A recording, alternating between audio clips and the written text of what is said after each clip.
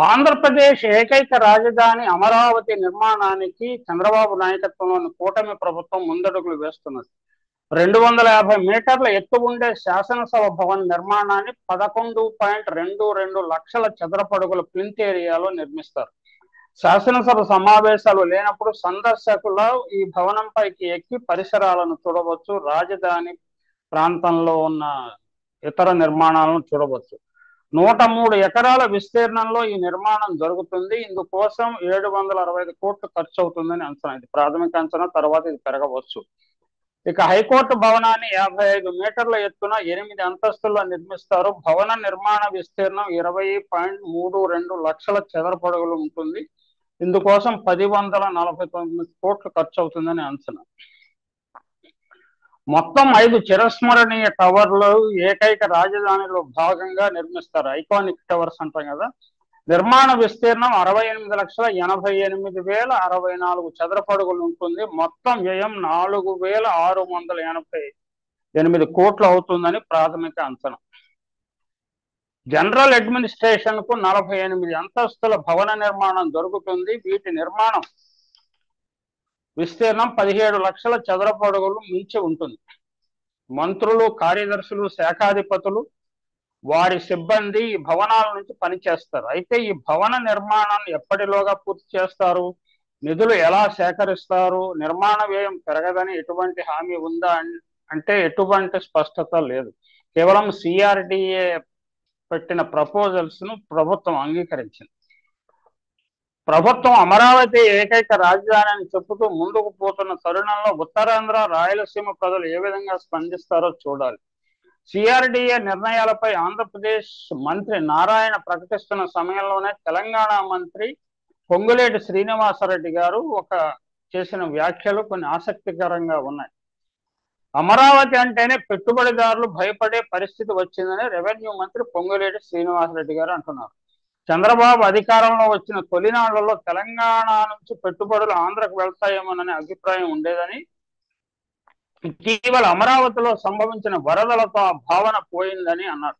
పొంగులేటి సోమవారం అసెంబ్లీ లాబీలో విలేకరులతో ఇష్టాగోష్ఠిగా మాట్లాడుతూ తెలంగాణ రియల్ ఎస్టేట్ రంగం క్రమంగా పుంజుకుంటోంది అన్నారు. సెప్టెంబర్తో పోలిస్తే నవంబర్తో పోలిస్తే డిసెంబర్లో కొంత పురోగతి కనిపిస్తోందని, రిజిస్ట్రేషన్ శాఖ ఆదాయం కూడా పెరుగుతోందని చెప్పారు. పెట్టుబడులు ఆంధ్రకు వెళ్లే అవకాశం ఉందా అని విలేకరులు ప్రశ్నించగా, పెట్టుబడిదారులంతా తిరిగి హైదరాబాద్ బాట పడుతున్నారని, కొందరు బెంగళూరు వైపు చూస్తున్నారని చెప్పారు. అమరావతిలో ఇటీవల వచ్చిన వరదలతో సీన్ మారిపోయింది. వాళ్ళు ఎంత బూస్టప్ ఇవ్వాలనుకున్నా సాధ్యం కావటం లేదు. ఎలాంటి చర్యలు తీసుకున్నా వరదల నుంచి రక్షణ ఉండదని పెట్టుబడిదారులు భావిస్తున్నారు అని వ్యాఖ్యానించారు. తెలంగాణ ప్రజల్లో హైడ్రా వల్ల భయం పోయిందని కూడా ఆయన అన్నారు. అంటే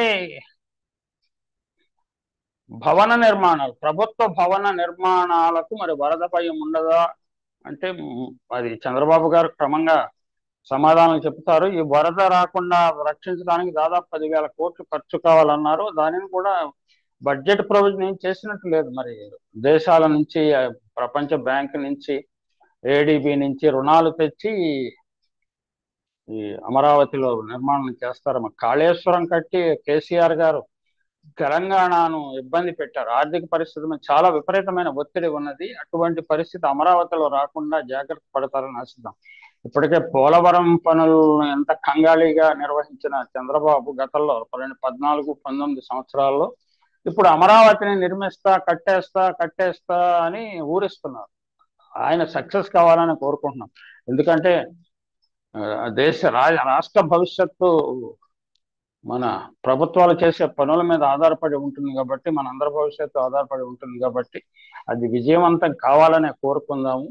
కనీసం 3 రాజధానులు అనే కాన్సెప్ట్ జగన్మోహన్ రెడ్డి గారిది ప్రజలు రిజెక్ట్ చేశారని భావించాలి. ఎన్నికల ఫలితాలను చూస్తే అది ఈవీఎంల ఫలితమా లేకపోతే నిజానికి ప్రజల్లో అసంతృప్తి ఉన్నదని మనకు తెలియదు.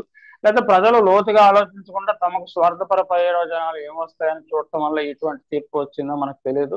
ఏది ఏమైనా చంద్రబాబుకి మళ్ళీ లెజిటిమసీ వచ్చింది ఈ అమరావతి ఏకైక రాజధానిగా నిర్మించడానికి. ఆయన ఇతర ప్రాంతాల్లో అసంతృప్తి రేకెత్తించకుండా ఇంతకుముందు హైదరాబాద్ మాదిరిగానే ఇక్కడ కూడా డెవలప్మెంట్ అంతా కాన్సన్ట్రేట్ కాకుండా ఏం చర్యలు తీసుకుంటాడు, డైవర్సిఫైడ్ డిసెంట్రలైజ్డ్ డెవలప్మెంట్కి ఏమన్నా ఆలోచన చేస్తారా, ప్రజల్లో అసంతృప్తి లేకుండా ఎట్లా చేస్తారని చూడాల్సి ఉంది.